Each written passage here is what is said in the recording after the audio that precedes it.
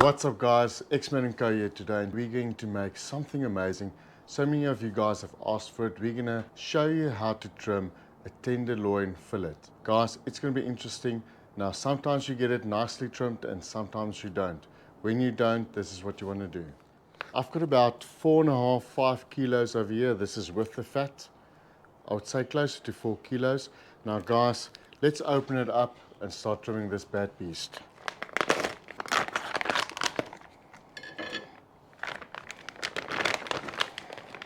Look at that guys, look at this beautiful chunk of meat. As you guys can see, we've got the whole fillet over here and it's not trimmed. It's full of fat all over the show and we need to trim this bad boy. Now, right at the end here, which you'll see a little bit better a little bit later, this is the head or the butt, some might call it, and this is the tail over here. We also got a bit of a chain here. It's a fillet tenderloin chain, which I'm going to explain to you in a bit. Let's start cutting this bad boy. So very straightforward, very easy. We need to get rid of this fat. Now before we use our boning knife, and normally a boning knife looks like this and it's quite flexible. This one's not as flexible, but the more flexible it is, the better it might just work for you guys. Let's go ahead. You want to use your fingers and just get it in there. If you guys can see there, just use your thumb, work it in there. It should be very easy to remove the initial fat. Right, so you just want to get your fingers in there, and guys, you want to just pull it away, if you guys can see over there. And then we've got a bowl here where we just throw all the excess that we don't want or need. Remember guys, we need to see where the seams are, and this is the best way to just show us exactly where to go. So initially with the thumb, that's perfect. At this point it's really hard to get further, so we're going to start using our boning knife, and you just want to make light strokes, incisions, there you go, and just make sure that you are splitting right on the seam. You'll see where the meat's going and where you need to work. Now guys, this is the excess fat. We want to get rid of that. As you can see, we've got a little bit of meat here. We're not going to throw that away. We can just put that aside, and the fat goes to the other side. We most probably will use this a little bit later while making boerewors. Trim off the excess pieces here, and guys, as you can see, there's still a lot of fat to get rid of. As I said before, you want to use your hands, get rid of all the easy fat, if you want to call it that, before we use the boning knife to get to the more difficult pieces. Over here there's like a split. Have a look at that. Now guys, this is called the filet or the tenderloin chain. This is very nice meat as well, don't throw it away. Basically we want to split that as well, so you can use your hands again initially, and then you're going to see it's a little bit harder. You want to just cut it slightly, just you'll see where to split it. Just make small incisions and follow the seam. Use your fingers to show you where to go exactly, and then we're just going to trim off that last piece. There you go. Now guys, this is the chain. Don't throw it away. This is also part of the chain that we removed earlier. We're going to remove some of the fat, and this is going to be brilliant for stir fry or anything like that. So just put it aside. There we go. What we would like to do is just split the head here slightly. Remember, the seams show us exactly where to go.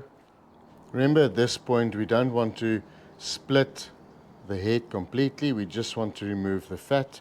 So guys, go ahead, cut a little bit of that fat away. Whatever is in the way or whatever you feel is too much for you guys, just remove the fat. This is entirely a personal decision as to how much fat you want to remove. Now we need to remove the silver skin. Try get your boning knife in there, just under that silver skin, slightly upwards. Try use long strokes. As you guys can see, minimal meat wastage. So we're just going to carry on, and there we go. Note that I hold on to the back side of the meat, the tail end if you want to call it, slightly up, and I put a little bit of pressure at the back, and I just work my knife, long strokes, easy through the meat. Now guys, remember there's a big difference between fat and silver skin. You can still use the fat is flavor, but silver skin, as you guys can see here, that's just going to be chewy and definitely not a nice experience once found in your dish.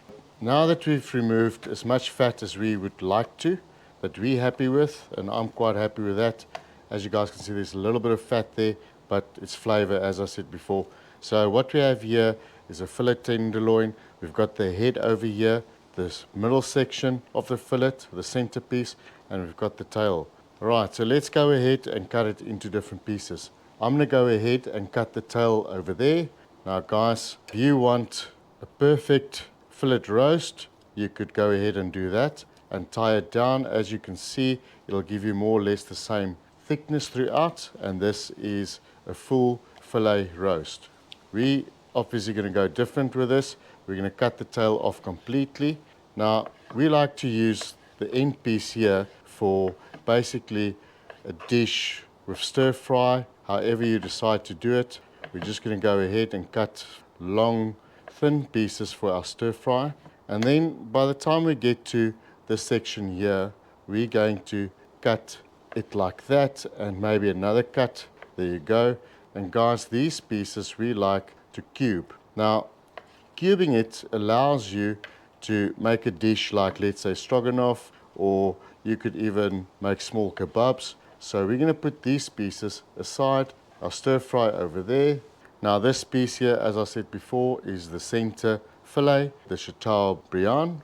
Next we're going to cut the center piece off over there. There's your roast, your fillet roast, guys. Let's move over to this piece.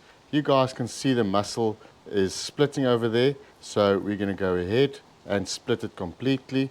You might have a little bit more silver skin that we might have to remove, so go ahead and do that. The smaller piece of the head, as you can see right at the end here, it's not quite a filet mignon, but we can use it for medallions. So we're going to go ahead, cut a few medallions, more or less the same size, maybe another one if we're lucky. Very small medallion, but that'll work. This one here, we're just going to cube again, put it with the rest of the cubes. And then guys, we've got the rest of the head over here. We want to make it nice and straight on the one side. Now guys, as you can see, there's a very small piece. It's not quite filet mignon, but it could be medallions. So we're going to go ahead and cut another one or two medallions out of this. Maybe a third one. As you guys can see, there's medallions. That goes with that heap. Perfect. The end piece here, guys, we're going to leave some fat on there. Remember, our stir fry is going to be so juicy and flavorful with the fat added to that heap over there. Right, at the end here, we're going to carry on and cube as before. There you go. There's a few cubes, stroganoff, a kebab, whatever you decide to use. Right guys, that brings us almost to the end. You can see this is the roast. Some like to just tie it up nicely, get it nice and firm, and then roast it like this. You could also reverse sear this whole beast, whatever works for you, but we like to also get a few filet mignon out of that. So let's see how many we can get out of it. You need to look for nice thick cuts, more or less same size. Looks like on this filet tenderloin we're getting 4 pieces out of that. Look at those beautiful filet mignons. Just to recap, we've got some medallions over here, some stir fry. We're going to add some of this chain to the stir fry and also to the cube section that we got right over here. Now right in the middle we've got some filet mignons, and guys, you know, so much that we can do with that. We can do some reverse searing. We can just go ahead, do it in the skillet, the old-fashioned way with some butter and beautiful herbs. There's so much you can do with all of these. So guys, if you did get value out of this video, give us a thumbs up. And as always, if you like what we're doing, like, share, subscribe, enable those notifications so you get notified as soon as we upload new video. Thanks for watching. We cannot do it without you. We'll see you guys on the next one.